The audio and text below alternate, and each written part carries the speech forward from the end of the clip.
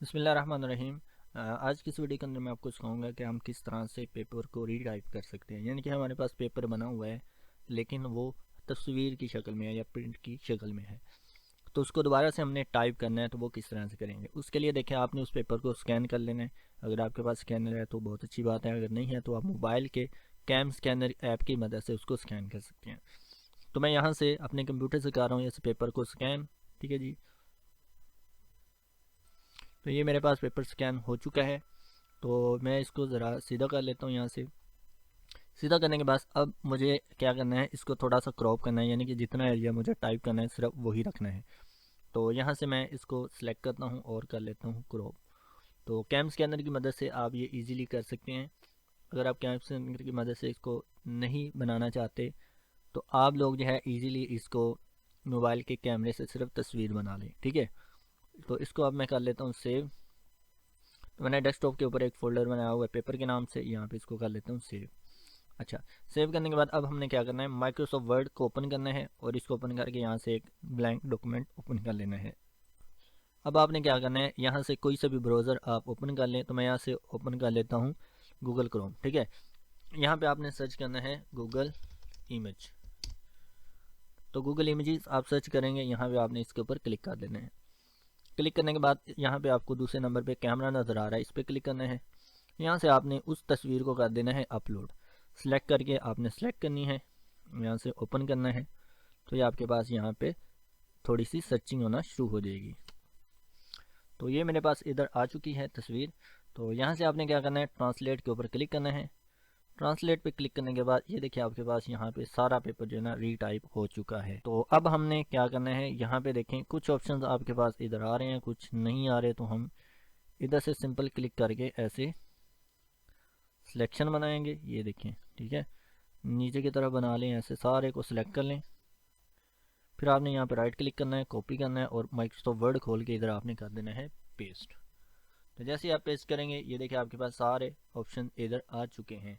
तो अब हमने यहाँ से इनके पीछे देखें आपको एक हल्का सा या ब्लैक कलर का शेडो नज़र आ रहा है। तो इसको हम शेडो कहते हैं, इसको हमने ख़त्म करना है। तो यहाँ से हम आके इसको कर देंगे इस जगह पे क्लिक। ठीक है, ये हमारा शेडो ख़त्म हो जाएगा। अब देखें हमारे पास इसमें कुछ ऑप्शन जो जैसे कि ए ऑप्शन हमारे पास आ रहा है और बी ऑप्शन आ रहा है, सी डी ऑप्शन इधर हमारे पास ही है।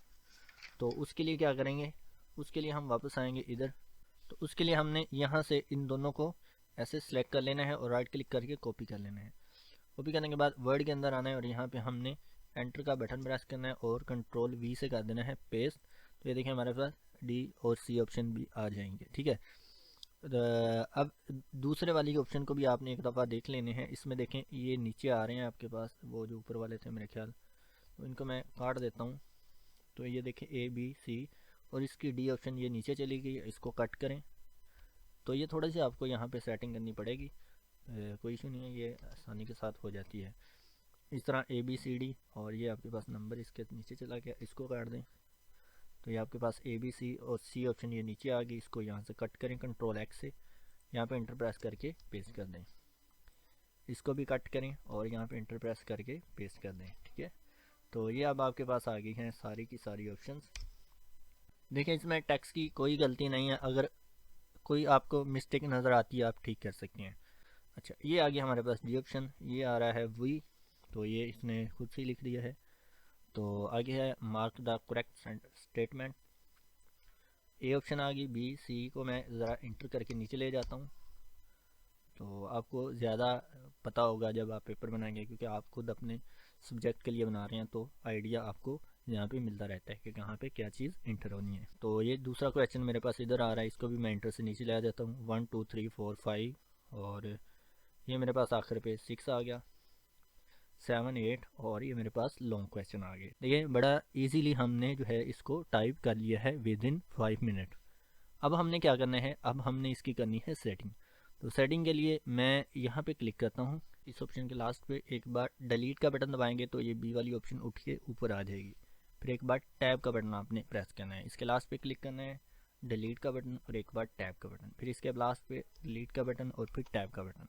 ठीक है, इस तरह से प्रेस करने के बाद आपने क्या करना है, यहाँ से अब हमने ये जो टैब्स हैं इनकी स्पेस एडजस्ट करनी है। तो यहाँ पे मैं इस ऑप्शन को ऑन कर लेता हूँ, जिससे मुझे पता चलेगा कि कहाँ पे मैंने टैब इस्तेमाल किया है।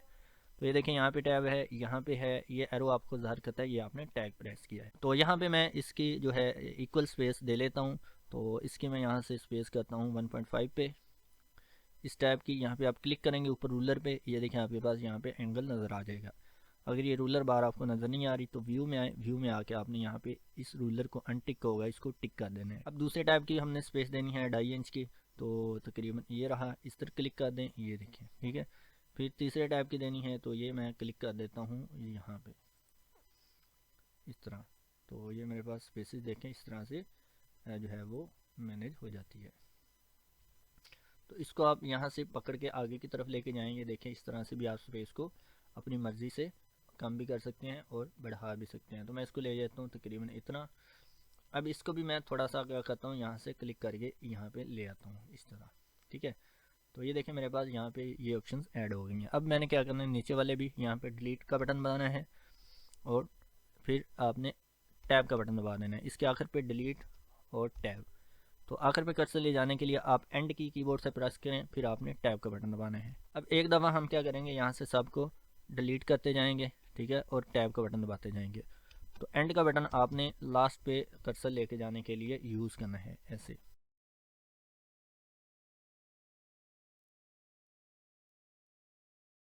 तो ये मेरी एमसीक्यू जितने थे वो सारे के सारे इस तरह से हो गए हैं। अब हमने क्या करना है, इसको सिलेक्ट करना है और या अपने सारे टेक्स्ट को सिलेक्ट करेंगे और यहाँ से हम अपने फ़ॉन्ट का स्टाइल जो ना वो चेंज करेंगे। तो यहाँ से हम टाइम न्यू रोमन या एरियल रख सकते हैं, तो मैं एरियल रखता हूँ यहाँ पे फ़ॉन्ट का स्टाइल, ताकि इससे जो क्या होगा, इससे हमारे पास ये होगा कि हमारा टेक्स्ट थोड़ा सा बड़ा बड़ा नज़र आएगा और एक पेज के ऊपर भी फिट हो जाएगा, ठीक है जी। अच्छा, फिर से हमने इसको सिलेक्ट करना है। सिलेक्ट करने के बाद यहाँ से हमने इनकी आफ्टर पैराग्राफ स्पेस ये रिमूव कर देनी है। ये देखिए हमारे पास ये एक पेज पे इस तरह से नज़र आना स्टार्ट हो जाता है। अब आपने क्या करना है, इस वाली लाइन को ऐसे सिलेक्ट करना है। सिलेक्ट करने के बाद आपने यहाँ पे फॉर्मेट प्रिंटर पे क्लिक करना है और ये जो आपके पास दूसरी ऑप्शन है ABCD, इसके शुरू में यहाँ पे थोड़ा सा फासले पे लेके आएंगे, एक तीर बना नज़र आएगा, यहाँ पे आपने क्लिक कर देना है ऐसे। फिर इधर क्लिक करें और यहाँ पे क्लिक कर दें, ठीक है। तो ये आपके पास ABCD ऑप्शंस खुद ब खुद ही यहाँ पे सेट हो जाएंगे, ये देखें जी। तो मैं इसको ऑफ करूँ तो ये देखें एक सीक्वेंस में आपके ABCD ऑप्शंस जो हैं वो होते जा रहे हैं। इसको भी मैं ज़रा टैब का बटन दबा के इस तरह ऊपर ले आता हूँ। तो इधर से फिर आप इसको सेलेक्ट कर लें, इधर ब्रश पे क्लिक करना है और यहाँ पे आपने इस तरह क्लिक कर देना है, ये देखें, ठीक है। तो इनको हमें ऑन ज़रूरत नहीं है। तो अब ये लाइन बहुत साथ साथ हो चुकी हैं, हमें थोड़ा सा फासला चाहिए, तो इनको दोबारा से हम सेलेक्ट करेंगे और यहाँ से आके 1.5 या 1.15 आप स्पेस कर सकते हैं, ये लीजिए, ठीक है। तो ये मुझे बोल्ड करना है, तो इस तरह से हम इजीली इसको बोल्ड कर लेंगे। मुझे ये भी बोल्ड करना है, यहाँ पे बोल्ड कर लूँगा। ये भी बोल्ड करना है, इसको भी ऐसे हम बोल्ड कर लेंगे। और यहाँ पे हमें नंबर लिखने हैं तो वो आप लिख लें जिस भी स्टाइल में लिखना चाहते हैं। तो मैं इस तरह से लिख देता हूँ। तो देखें बहुत ज़्यादा हमारा टाइम इस तरह से बच जाता है रीटाइपिंग का। तो आई होप आपको ये वीडियो जो है ना पसंद आई होगी। इस तरह की मज़ीद वीडियोस देखने के लिए आपने मेरे चैनल को सब्सक्राइब करना है और लाइक भी कर देना इस वीडियो को और बेल आइकन को प्रेस कर देना, ताकि मेरी हर आने वाली नई वीडियो आपको जल्दी से मिलती रहे। शुक्रिया, अल्लाह हाफिज़।